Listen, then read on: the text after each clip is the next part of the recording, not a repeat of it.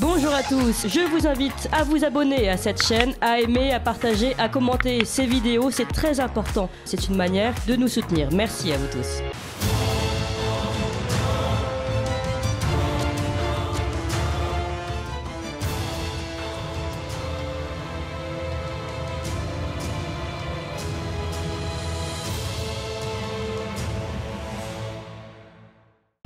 Monsieur Sommier.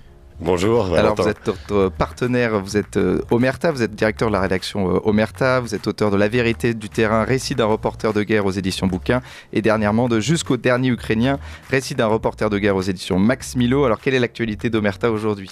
Alors l'actualité d'Omerta, deux actualités que je vais mettre en avant. D'abord la sortie d'un documentaire incroyable qui a été produit par Amélie Menu, notre journaliste, sur l'addiction au porno, ça s'appelle Porn. Franchement, ça vaut le coup de le voir. Vous savez, je donne juste un chiffre. Aujourd'hui, l'addiction au porno touche plus de gens en France que l'addiction à l'alcool. Donc, c'est vraiment un phénomène dont on ne parle pas, qui est mis sous le tapis et qui existe et qui est réel et qui a des véritables séquelles sur les gens. Donc, à voir. Et également, la sortie de notre magazine, Omerta Magazine, sur un dossier complet sur immigration et identité nationale, avec toutes les filières, on est allé en Tunisie, on est allé en Afghanistan, en Tchétchénie, pour remonter justement ces fameuses filières et parler de ce phénomène qui bouleverse nos sociétés. C'est sorti le 15 juin en kiosque. Et c'est disponible aussi, les vidéos, les reportages sur le site omerta.fr et puis sur YouTube, on se tourne vers Stéphane Simon.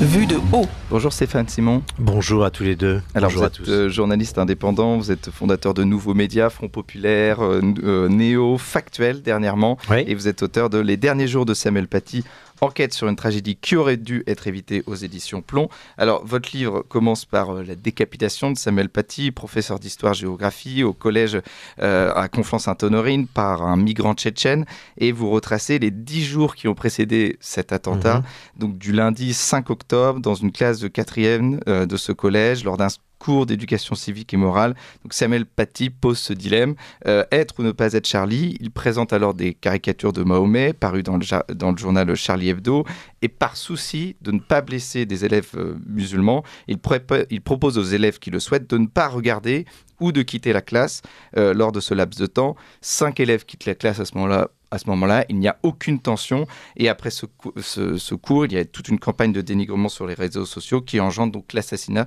de Samuel Paty en plein cœur d'un espace pavillonnaire. Toute petite nuance, c'est-à-dire que en fait, il y a un mensonge. Il y a une jeune fille qui prétend avoir été présente à ce cours, qui ne l'était pas, et qui va dire qu'elle a été stigmatisée, qui va dire qu'elle a été obligée de sortir de la classe parce qu'elle ne voulait pas voir les caricatures de Charlie Hebdo, ce qui est un mensonge. Et elle va abuser ses parents, et derrière ses parents, toute la mouvance islamique va emboîter le pas et lancer ce qu'on pourrait appeler une espèce de fatwa numérique contre Samuel Paty, qui va conduire à cette décapitation 10 jours plus tard. Et justement, on va en parler de cette utilisation des réseaux sociaux, de groupes WhatsApp pour dénigrer notamment Samuel Paty. Je voulais venir vers vous sur votre lien notamment avec l'école, parce que vous êtes fils, petit-fils, arrière-petit-fils de prof de ce que Charles Péguy appelait les hussards noirs de la République, et vous écrivez: Samuel Paty est l'un d'entre eux, sa tête est tombée au pied de mon arbre généalogique. Oui, c'est-à-dire que je me suis demandé, en fait, il y a deux raisons à ce livre. Il y a d'une part une raison très, très, très professionnelle, c'est de dire que voilà, il manquait une grande enquête sur 250 pages sur ce qui est arrivé, parce que malheureusement, l'ensemble des confrères ont fait des papiers ici ou là sous le choc de ce qu'a représenté Samuel Paty, mais on n'avait pas bien expliqué jusqu'à présent la suite de causalité qui amène à la mort de Samuel Paty. Il fallait une enquête qui reconstitue ce puzzle et propose une vision panoramique des derniers jours de Samuel Paty. Et puis d'autre part, il se trouve que j'ai vécu ça dans ma chair, parce que fils, petit-fils, arrière-petit-fils de professeur, d'instituteur, dans une Vendée qui n'était pas simple, qui était loin des valeurs de la République, et qu'il avait fallu évangéliser à la République, eh bien je me suis souvenu que jamais mes grands-parents ou arrière-grands-parents avaient eu le moindre problème pour exercer leur autorité, pour convertir ces petits Vendéens à devenir des petits Français. Et qu'est-ce qui s'est passé pour qu'en moins d'un siècle, la République vrille à ce point qu'elle n'arrive plus à protéger ceux qui portent ces valeurs, valeurs, ceux qui permettent d'enseigner l'éducation civique, morale, l'histoire, la géographie et autres. Qu'est-ce qui s'est passé pour qu'on non seulement on ne respecte plus ces professeurs, mais qu'est-ce qui s'est passé aussi pour qu'on en arrive à faire rouler la tête d'un des leurs? C'est absolument sidérant et il a fallu que le système se détraque drôlement en un siècle pour qu'on en arrive là. Et vous décrivez aussi toute la vie de Samuel Paty, enfin toute la vie, une partie de la vie de Samuel Paty, qui est un professeur d'histoire géo, qui est plutôt, on va dire, universitaire, qui n'est pas très mondain, qui est plutôt de centre-gauche et qui n'est pas du tout raciste, islamophobe, comme on l'a présenté. Pas du tout. Samuel Paty, c'était un professeur comme on en a eu tous à un moment ou un autre. C'est un professeur apaisé, c'est quelqu'un qui ne cherche pas l'affrontement, c'est quelqu'un qui a été blessé dans sa chair par les événements du Bataclan, bien entendu, mais qui fait partie de ces gens qui auraient volontiers dit ils n'auront pas ma haine. Vous voyez, c'est pas du tout un profil hystérisé, c'est pas du tout un laïcard qui veut absolument déboussoler les fidèles, c'est pas ça. Et d'ailleurs, c'est quelqu'un de prudent. C'est aussi pour ça qu'il consent à dire à certains élèves, bon bah si ça vous gêne, les caricatures de Charlie Hebdo, vous pouvez tourner la tête.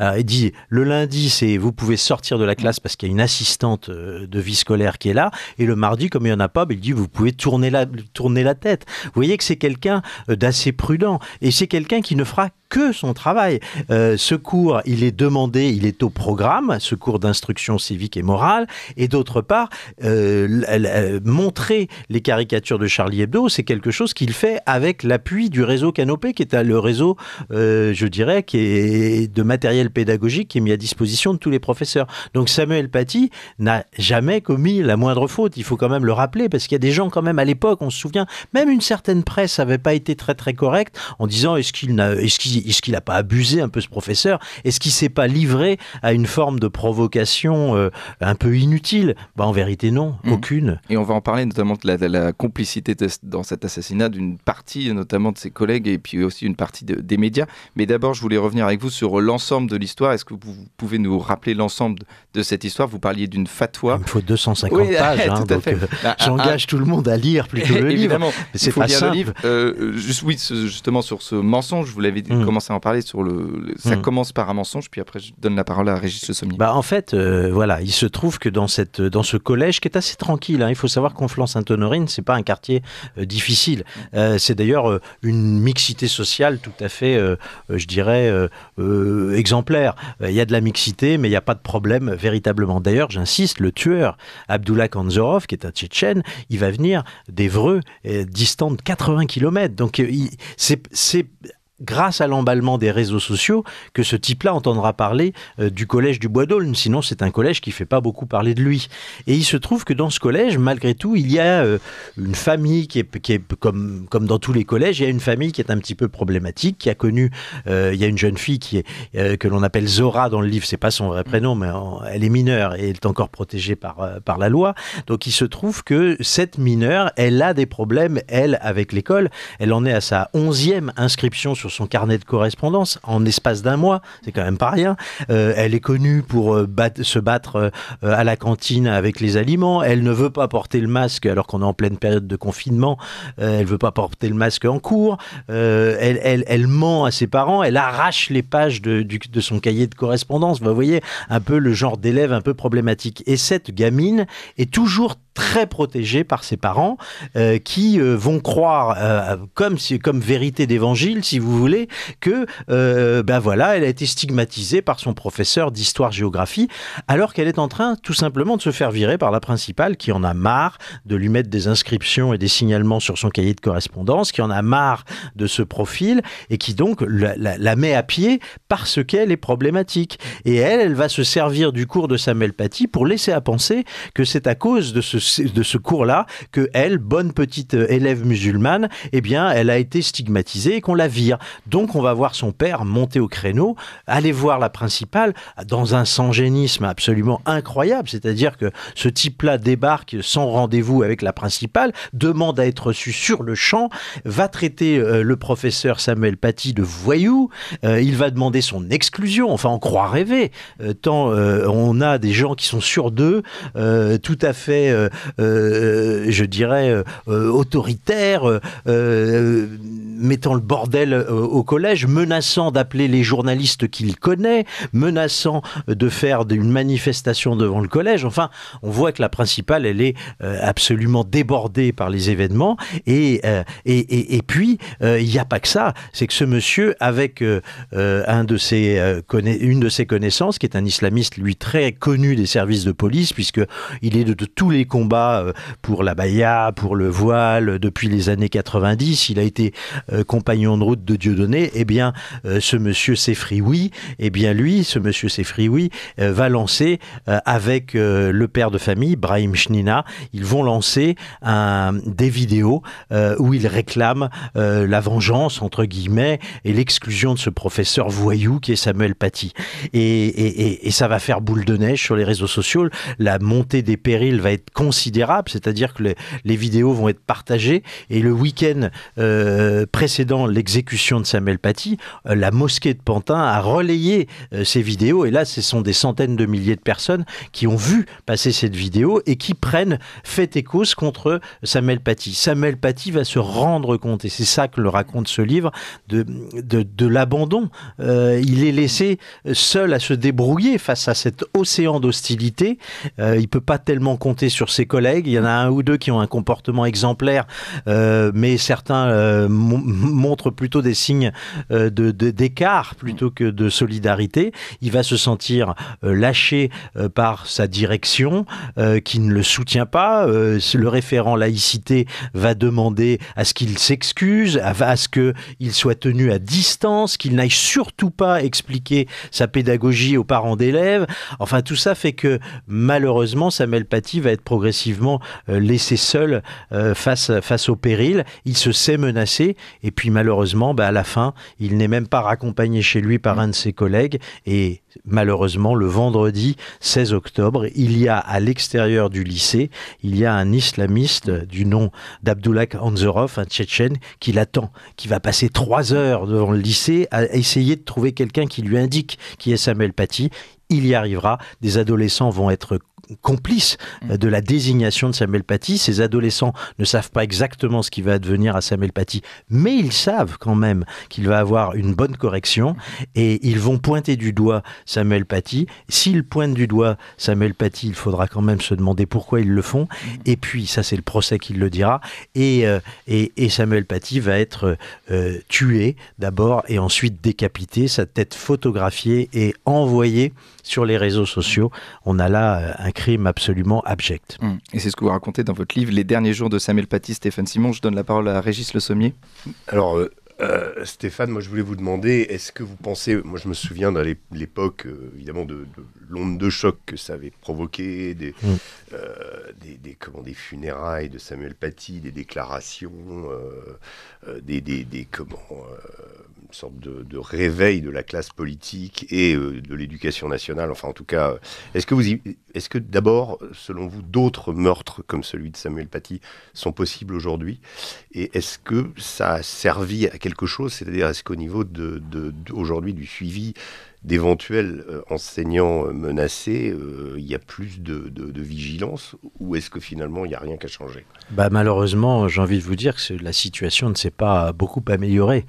J'aimerais pouvoir dire le contraire, mais force est de reconnaître que ça ne va pas mieux, qu'on n'a pas tiré collectivement les enseignements de ce drame. On voit même qu'aujourd'hui, on a un ministre de l'Éducation nationale qui préfère qu'on n'aille pas trop loin dans la laïcité, qui est en train de dissoudre le Conseil des sages de la laïcité, dans une espèce de vocation plus large de lutte contre le racisme, l'antisémitisme, enfin un grand fourre-tout comme on sait en faire beaucoup en France. Mais tout ça fait que peu de professeurs aujourd'hui se sentent à l'aise avec la dispense d'un cours sur les valeurs républicaines. Ça, c'est le premier point. Que d'autre part, malheureusement, on entend trop souvent encore parler d'enfants, de collégiens qui vont dire à leurs professeurs ou de lycéens « je vais te faire une Samuel Paty », ce qui veut dire que c'est leur laisser la victoire, entre guillemets. C'est-à-dire que ce sont des propos absolument indignes quand on sait ce qu'est devenu ce professeur,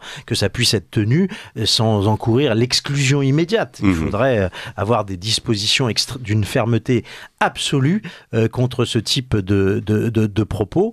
Et si ce type de propos est possible, c'est bien parce que, je dirais, une atteinte a eu lieu contre le principe de la laïcité dans l'enceinte de cette école et que, pour l'instant, les leçons n'ont pas été totalement prises et tenues en compte. Alors, il se trouve que, attention, le temps judiciaire n'est pas le temps médiatique. Ouais. Le procès va venir début 2024. Ce sera certainement la première occasion de mettre tout ça sur la table. Peut-être qu'il faut espérer une catharsis et que tout le monde prenne l'occasion d'un sursaut collectif. Il y aura une autre instruction qui est en cours, qui a été ouverte suite à la plainte de maître Virginie Leroy, qui est l'avocate de la famille, pour omission de porter secours, parce que pour moi, il est très important que l'État fasse son examen de conscience dans cette histoire. Les services de renseignement ont failli, ils n'ont pas été capables de protéger Samuel Paty face au péril et qu'il y avait. L'éducation nationale n'a pas expertisé ses propres procédures d'alerte aussi, vous savez, ces fameux faits d'établissement qui sont censés remonter au ministère de l'Éducation nationale, c'est très bien, ça remonte, mais ça n'engendre aucune réaction. Ce qui est assez terrifiant dans vos propos, c'est que vous constatez ce qui s'est passé, mais il ne me semble pas, peut-être que vous allez affirmer ce que je dis, mais qu'il y ait de nouveaux procédures d'alerte qui ont été un nouveau process, un numéro de téléphone ou je ne sais quoi, ou une forme qui puisse alerter. Donc on a peut-être aujourd'hui, au moment où on parle, d'autres professeurs, d'autres Samuel Paty comme ça, qui sont seuls face à un danger islamiste qui s'est quand même immiscé un peu partout. C'est un peu le problème, c'est que les professeurs sont laissés à eux-mêmes. C'est à eux de faire ce Verdun, cette bataille de Verdun contre les atteintes de l'islam politique à l'intérieur de l'école, qui grignotent à travers le combat pour l'abaya, le combat pour le port du voile, le combat contre les caricatures, etc. On sait que les frères musulmans ciblent l'éducation nationale comme étant l'endroit où il faut porter le combat politique. Ils savent que c'est le lieu de fabrication des esprits et que c'est là qu'il faut agir. Et face à eux, on a un ministère de l'Éducation nationale qui ne veut pas de vagues, qui ne veut pas de problème. Mais à force de ne pas vouloir de problème, c'est la meilleure manière de s'en occasionner. Vous le savez, quand on oppose une extrême fermeté face à ces problèmes-là, on peut espérer gagner une victoire. Mais à force de dire pas de problème, pas de vagues, rien, et ben, qu'est-ce que font les professeurs? La plupart du temps, ils renoncent à faire ces cours qui sont explosifs. Ils n'ont pas envie de se mettre seuls face à plusieurs gamins dans leur classe. Et puis d'autre part, eh bien, les valeurs de la laïcité reculent. Aujourd'hui, il n'y a plus beaucoup de professeurs qui ont envie de faire ces cours, ça c'est clair. Vous pensez que le procès pourrait refaire une prise de conscience, qu'il pourrait y avoir une conséquence Je l'espère. Je pense franchement que quand on prend la décision de se pencher sur l'affaire Samuel Paty, en fait, cette affaire Samuel Paty, elle est exemplaire de tous les maux dont on souffre. C'est-à-dire une République qui n'ose plus dire ce qu'elle est, qui n'ose plus affirmer ses valeurs, des petites lâchetés au quotidien des collègues, de la hiérarchie, de l'éducation nationale, et puis des systèmes de renseignement qui sont obsolètes, qui sont débordés et qui n'arrivent pas non plus à cerner les vraies mises en danger. Vous savez, il y avait quelque chose à faire pour sauver Samuel Paty, c'était vraiment pas grand-chose. Il suffisait que les services de renseignement, la brigade territoriale des Yvelines, décident, appellent Samuel Paty et lui disent « On est à quelques jours des vacances de la Toussaint, mettez-vous au vert, partez chez vos parents dans l'Allier, allez voir un cousin, prenez des vacances ». Et on sauvait Samuel Paty. Parce que la personnalité déséquilibrée du tueur, c'est un type qui passe d'une cible du djihad à une autre. 15 jours avant, c'est un type qui est impulsif, qui veut absolument être un candidat au martyr, mais c'est un type qui, 15 jours avant, voulait faire la peau d'un gamin sur les réseaux sociaux qui avait demandé à une fille de se dévoiler sur Snapchat. Il serait passé à une autre cible quelques jours plus tard. Mais alors que ça ne demande aucun formalisme, ça ne demande rien. Pas même une petite déclaration écrite, rien du tout. Un simple coup de fil, c'est dans les attributions des services de renseignement, suffisait à mettre à l'écart Samuel Paty et le sauver. De même qu'on aurait pu imaginer une protection policière. Et rien, il n'y a rien eu de fait, vous comprenez ? Le ministère de l'Éducation nationale a espéré que les choses aillent mieux, mais le ministère de l'Intérieur a vraiment failli dans la protection qu'il aurait dû mettre à disposition, pas seulement même de Samuel Paty, mais du collège. On aurait pu imaginer un policier ou deux devant le collège. Eh bien, rien. La seule chose qu'il y ait eu pendant ces 11 jours, c'est, tenez-vous bien, une patrouille de la police municipale qui passe de manière aléatoire. Et on voit bien à quel point c'était vraiment efficace. C'est que le fameux vendredi de l'assassinat de Samuel Paty... C'est la police municipale d'abord qui le repère. Oui, c'est la police municipale. Donc c'est une police non armée. Vous avez un tueur décidé en face, avec certes pas d'arme à feu véritable, c'était un pistolet à air comprimé qu'il a, mais 2 couteaux qui dissuadent tout le monde d'y aller voir de près, je peux vous dire. Mais ça, c'est absolument incroyable. Cette patrouille municipale, elle va passer, repasser, elle va se rendre compte de rien. Le tueur, pendant 3 heures, devant les vidéos de surveillance, demande à ce qu'on lui désigne Samuel Paty, mais il ne se passera rien. Il ne sera pas inquiété une seule seconde. Et la patrouille municipale, quand elle apprendra, quand elle verra que Samuel Paty a été tué à quelques dizaines de mètres plus loin du collège, elle ne pourra que s'approcher, puis battre en retraite et appeler l'intervention de la police. Mais c'est fou. Dans cette histoire, on voit bien que là, il y a une négligence totale, une défaillance totale du ministère de l'Intérieur. Alors, je voulais revenir parce qu'on va attaquer le bulletin d'actualité avec Adèle Rosner, mais je voulais revenir notamment sur ces caricatures. Ces caricatures, il y a 2 caricatures. Il y a une caricature où on montre le prophète Mahomet, donc qui est en train donc de prier. Et qui évidemment c'est une caricature qui critique un film égyptien où Mahomet est représenté, et dans cette caricature on voit donc les parties génitales du prophète Mahomet, et ça c'est aussi ça qui a créé la polémique, c'est-à-dire que c'est à partir de ce scandale, de cette polémique, que les islamistes sont entrés en disant on montre le prophète Mahomet nu, on explique aux élèves que c'est normal. Vous savez, c'est du style Charlie. Charlie Hebdo, c'est un magazine de caricature qui a son style. On peut aimer ou pas aimer, mais il se trouve que c'est une caricaturiste très connue qui s'appelle Coco, qui a fait cette fameuse caricature qui a été tant critiquée, tant considérée comme un péril absolu. Moi, je rappelle juste une chose, c'est que Charlie Hebdo, vous n'êtes pas obligé de l'acheter si ça heurte vos convictions. Et par ailleurs, dans ce fameux cours de Samuel Paty, vous aviez la possibilité de ne pas regarder. Donc, encore une fois, il ne faut pas se tromper de combat. C'est pas si problématique de se dire qu'il y a des choses qui heurtent la sensibilité des gens, mais à partir du moment où on leur donne la possibilité de tourner la tête, et par ailleurs qu'on leur explique le contexte, car on contextualise. Samuel Paty, il pose, et c'est un professeur, on voit, qui est très féru de cours didactiques, il dit, colonne de gauche, je suis Charlie, voici les arguments pour, entre guillemets, la liberté d'expression est absolue. Je suis de l'autre côté, je ne suis pas Charlie, donc ça heurte les convictions religieuses. Ce n'est pas faire bonne chose que de heurter les gens comme ça. Mais vous voyez, il est encore une fois dans l'idée de faire un cours équilibré. Il ne dit pas « soyons Charlie ». On va revenir sur ce cours, mais tout de suite il est 9h, c'est l'heure du bulletin d'actualité d'Adèle Rosner. Ligne droite.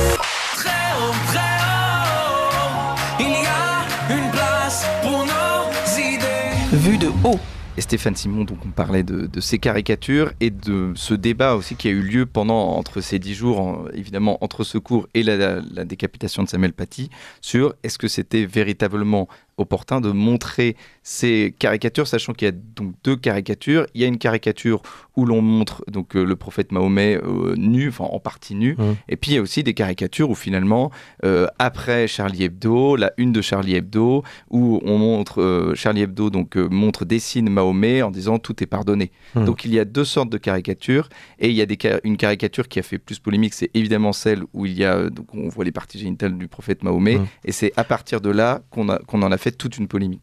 Vous savez, de toute façon, Charlie Hebdo est connu pour ses caricatures. Je rappelle quand même que on voit régulièrement les papes divers et variés à la une de Charlie Hebdo. Il faudrait, pour autant, j'ai pas vu dans la communauté même radicale catholique, j'ai pas vu de tels mouvements d'agacement quand on voit le pape planté d'un crucifix là où je pense. Vous voyez ce que je veux dire? C'est aussi ça, Charlie Hebdo. C'est aussi ça, l'esprit de Charlie Hebdo. C'est l'irrévérence. C'est un esprit que l'on ne peut, encore une fois, ne pas aimer. Cette irrévérence peut être choquante, je l'entends parfaitement, mais à partir du moment où ce professeur ne fait que ce qu'il est possible de faire pour lui, c'est dont il a le droit d'exercer, c'est-à-dire utiliser le matériel pédagogique du réseau Canopé, faire un cours avec les arguments pour, les arguments contre, on ne peut pas lui reprocher grand-chose. Donc je comprends que certaines personnes puissent être gênées par ces mais après tout, quand on se penche un peu sur les massacres de la Révolution française sur 1793, on peut être gêné par le bilan de Robespierre, on peut être gêné par tout cela. Pour autant, est-ce qu'il faut dire on ne va plus enseigner ça parce que ça risque de heurter des sensibilités? Je ne crois pas. Moi, je crois en la nécessité d'enseigner le réel tel qu'il a lieu, tel que montrer que Charlie Hebdo existe, que ça fait partie de la tradition française de la caricature. Après tout, ça ne me choque pas outre mesure. Mais encore une fois, je dis que les élèves de Samuel Paty pouvaient, s'ils étaient gênés d'aventure, eh bien, ils pouvaient tourner le regard. Mais c'est pas ça qui se passe finalement. Ou sortir de la classe. Et Samuel Paty a dit que c'était maladroit. Alors, vous pensez que c'est maladroit à ce moment-là, ou est-ce qu'il l'a dit pour apaiser les tensions? Alors d'abord, Samuel Paty, il ne dit pas aux élèves musulmans de sortir. Il ne dit jamais ça. Il dit à ceux qui pourraient être gênés par ces caricatures, vous pouvez ne pas les regarder. Il ne s'adresse pas, il ne pointe pas du doigt certains élèves plutôt que d'autres. Vous voyez, ça c'est une première chose. À aucun moment, il ne fait le distinguo entre ses élèves. Ça aussi, c'est très important dans la forme. Et puis Samuel Paty, il faut savoir que c'est un, c'est un professeur qui a des initiatives originales. Vous voyez, quand il parle du handicap, il va aller chercher et faire venir au collège du Bois d'Aulne un des participants d'une émission de télé-réalité qui avait fait Danse avec les stars. J'ai oublié son nom, pardonnez-moi. Mais c'est également quelqu'un qui fait une fois par an une reconstitution du temps des croisades, où il essaye de faire vivre ensemble les communautés, ce qui est plutôt... En fait, c'est un professeur, encore une fois, qui se donne du mal. Alors peut-être qu'il est un poil... il serait peut-être plus à l'aise avec des élèves plus âgés, plutôt que des collégiens. Peut-être qu'on aurait dû lui le diriger, parce que c'est quelqu'un qui prend des initiatives assez originales, finalement, et qui responsabilise un peu ses élèves.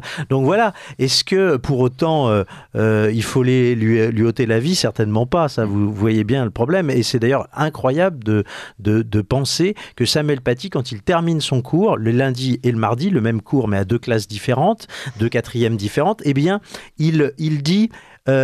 on peut ne pas aimer ce qu'a fait Charlie Hebdo, mais est-ce que ça vaut d'enlever la vie?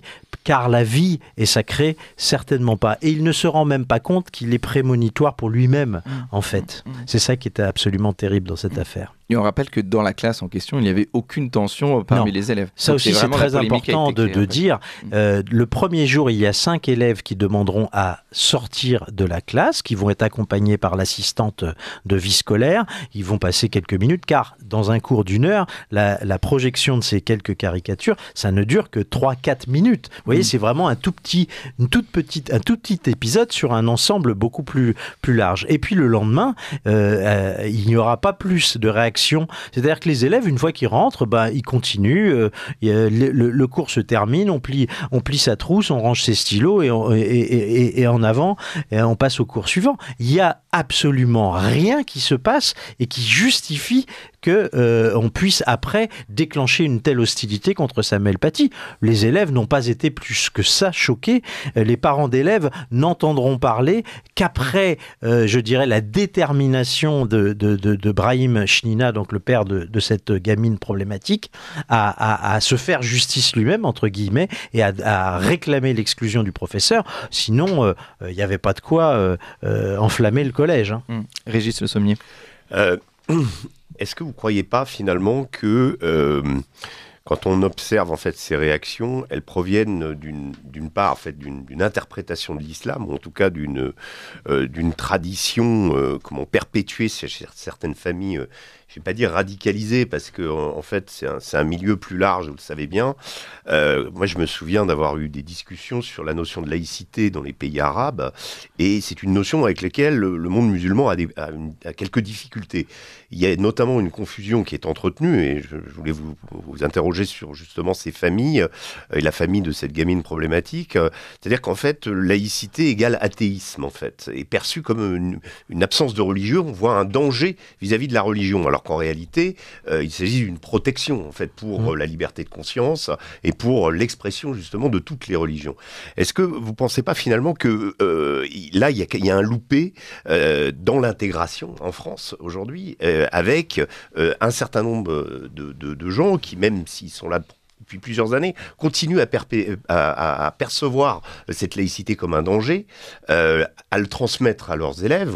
J'ai entendu il n'y a pas longtemps qu'un sondage publié par le Figaro montrait que 65% des élèves musulmans mettaient l'islam avant la République française dans leur l'échelle de valeurs, et que ça, c'est justement précisément là où se situe le problème, parce qu'après ce que fait Samuel Paty, qu'il soit Samuel Paty ou un autre, de montrer les caricatures, là on tombe sur le blasphème, qui est aussi qui est aussi un élément absolument, le blasphème et l'apostasie étant les deux choses qui méritent la mort dans cette vision de l'islam radical. Vous mettez exactement le doigt là où il faut pointer les choses, c'est-à-dire que effectivement on voit bien à travers votre précision que les cours de Samuel Paty, comme d'autres, sont absolument indispensables pour essayer de faire prendre conscience qu'il peut y avoir la possibilité d'une vie en dehors de la religion, d'une mise à distance, d'une forme de mise à distance de la foi, et que l'on doit absolument faire comprendre à tous les élèves que la foi est une chose très personnelle, qu'on n'est pas obligé en permanence d'afficher sa foi, on n'est pas obligé de porter le voile, on n'est pas obligé de porter l'abaya pour être un bon musulman. Finalement, on peut être un bon musulman aussi dans sa pratique personnelle, et on n'est pas obligé d'en faire étalage. Je crois que là, c'est absolument indispensable de faire comprendre cela. C'est toute la nuance républicaine, c'est tout ce que l'on a connu, nous, du temps de la séparation de l'Église et de l'État, c'est-à-dire il y a un peu plus d'un siècle. Et bien, vous rappelez la Vendée, justement. Oui, la Vendée, comme c'était difficile de faire entendre cela, et comme ça a été perçu comme étant quelque chose de très hostile, de guerrier quasiment. Donc on voit bien qu'il faut porter des efforts si on veut intégrer tous ces enfants, si on veut les assimiler, si on ne veut pas les laisser à eux-mêmes et à l'emprise de leur famille d'une manière ou d'une autre. Il faut que la République soit forte de ses valeurs, il faut que la République partage un certain nombre d'explications sur ce qu'elle est, sur ce qu'elle recherche. Pourquoi est-ce que ce n'est pas une forme d'agressivité vis-à-vis des religions que d'accepter l'idée de la liberté d'expression?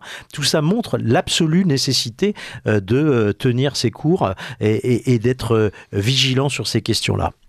Alors moi je voulais vous parler des complices, parce qu'on a parlé évidemment des auteurs donc, de cet assassinat qui est donc de l'auteur, Abdullah Kanzorov, oui, c'est ça, c'est-à-dire à la fois... Il n'était pas tout seul. Oui, c'est ça, il n'est pas tout seul, il a bénéficié aussi de tout un réseau islamique aujourd'hui, donc vous en parlez dans votre livre, pour nos auditeurs, des conversations WhatsApp, donc des conversations sur Internet. Il y a aussi donc sur le réseau social Facebook, une vidéo qui explose, et aujourd'hui, est-ce que ces réseaux islamiques, cette vigilance justement à ce que pourrait faire Samuel Paty, c'est-à-dire montrer des caricatures, où maintenant il y a d'autres problèmes aussi avec la laïcité, notamment le port du voile. Est-ce que tout ça, ce réseau, il est toujours présent, il est toujours vivant, et toujours dangereux en fait pour la laïcité il y a plusieurs choses. D'abord, ces réseaux sociaux existent toujours, évidemment. Ils portent les convictions de chacun, et chacun est libre de s'y exprimer. Ce qui est un peu gênant, c'est qu'on nous avait expliqué il y a quelques années qu'on mettait en place un observatoire justement pour signaler des faits d'appel à la haine. Donc ça visait évidemment les djihad, quels qu'ils soient, mais aussi l'homophobie, ce que vous voulez en phobie, vous voyez. Eh bien, c'est cette plateforme de signalement qui s'appelle Pharos. Elle a été, pour le tueur, Abdullah Kanzorov, il a été signalé une quinzaine de fois sur cette plateforme. Le week-end précédent les faits de décapitation, c'est-à-dire l'assassinat de Samuel Paty, il est encore signalé plusieurs fois. Et pour autant, il n'y a pas en face d'effectifs policiers qui dépendent donc de la Direction générale de la sécurité intérieure, la DGSI, pour traiter tous ces signalements. Là aussi, on a une analyse et une critique à faire sur les moyens attribués. C'est bien beau de créer des officines, de créer des comités théodules, de créer des plateformes machin, etc., etc. Mais si on n'a pas en face les moyens de traiter ces signalements, eh bien, ça passe. C'est pas un trou dans la raquette, c'est l'existence même d'une raquette qu'il faut interroger. Il n'y a pas aujourd'hui la capacité de traiter tous ces signalements, tous ces faits de violence, toutes ces incitations à la haine. Et donc justement, il y a ce réseau islamique, et donc ce que vous avez dit, il y a des signalements qui ne sont pas pris en compte. Vous dites la mort de Samuel Paty est un scandale d'État. Le système était malade au point de lui refuser aide et assistance et de laisser advenir son assassinat. Et vous parlez notamment de Jean-Michel Blanquer. Et vous dites Jean-Michel Blanquer devait être au courant de ce qui se passait. Alors d'abord, moi je veux dire que Jean-Michel Blanquer a vraiment pas eu de chance. Vraiment, pardonnez-moi, l'expression est un peu maladroite, mais il se trouve que Jean-Michel Blanquer, c'est vraiment le ministre à qui ça n'aurait pas dû arriver. Parce que s'il y a bien un ministre, à la différence des précédents, je pense à madame, j'ai oublié son nom, peu importe, puis on ne va pas lui faire l'honneur d'être cité. Najat Vallaud-Belkacem, voilà. Il se trouve que Jean-Michel Blanquer a compris qu'il était très important de réaffirmer la puissance des valeurs de la République au sein de l'école et qu'il ne fallait plus laisser atteindre la laïcité à l'intérieur des enceintes scolaires. Il l'a compris. Il a mis en place un certain nombre de procédures pour organiser tout ça. Mais malheureusement, ce qu'on peut dire, c'est qu'il a parfaitement compris les enjeux, que les outils qui ont été mis en place ont le mérite d'exister, mais qu'ils ne sont pas encore parfaitement réglés. C'est ce qu'on peut dire. Quand je l'interroge sur cette question-là, et que je lui demande quand est-ce qu'il a entendu parler de Samuel Paty, il me dit avoir entendu parler de Samuel Paty le 16 octobre à 17h, c'est-à-dire au moment de son assassinat, et qu'avant il n'a jamais entendu parler de Samuel Paty. Or, il y a eu des signalements pour faits de violence qui ont été déclenchés par la principale, et donc ces faits de violence sont remontés à son ministère. Le problème, quand je lui fais remarquer cela, c'est qu'il me dit, oui, mais il y a entre 30 et 40 plaintes qui remontent faits de violence qui remontent par jour au ministère, on ne peut pas tout savoir. Oui, mais alors à quoi sert de mettre des tels outils si ça ne sert à rien et si ça n'enregistre, si ça ne déclenche pas des actions derrière? Eh bien évidemment, on peut se dire que ces outils ne sont pas encore parfaitement réglés et qu'il faut y travailler. Mais moi, encore une fois, je ne fais pas le procès de Jean-Michel Blanquer dans ce livre. Bien au contraire, je ne lui fais pas ce procès. Je pense qu'il a l'intuition qu'il y a des choses importantes qui se jouent à l'école. Malheureusement, qu'il n'est pas encore servi parfaitement par ces outils, et que par ailleurs, il est desservi par l'actualité. C'est-à-dire qu'il y a quelques jours avant la mort de Samuel Paty, il y a le grand discours sur le séparatisme du président de la République qui va mettre un peu en ébullition la communauté islamique. Et puis, il y a quelques jours auparavant, à l'occasion de l'anniversaire des fusillades de Charlie Hebdo, on se souvient qu'il y a encore une fois un passage à l'acte devant les locaux de Charlie Hebdo qui ont été d'ailleurs désertés. Ouais. Et donc, tout ça fait qu'il y a un climat qui est un climat très, très, très d'excitation dans la sphère islamiste à ce moment-là. J'ai découvert récemment que le collège dans lequel enseignait Samuel Paty ne portait toujours pas son nom. Oui, c'est ce qu'on a expliqué dans le livre aussi. Vous trouvez ça normal Qu'est-ce qui se passe? Est-ce que c'est le prolongement de la lâcheté ou est-ce que... C'est un peu ça, si vous voulez, parce que malheureusement, il était prévu de rendre hommage au professeur et on avait sollicité un artiste, dont on donne le nom d'ailleurs dans le livre, qui a fait un buste en bronze. Et puis, quand il s'est agi de mettre le nom, la plaque sur le buste, bien, on a commencé à avoir une direction du collège et un maire de Conflans-Sainte-Honorine qui ont commencé à grincer des dents et à freiner des cas de fer. Et donc à dire, oui, mais peut-être qu'on pourrait mettre juste le bronze, mais sans la plaque Samuel Paty, vous ne croyez pas?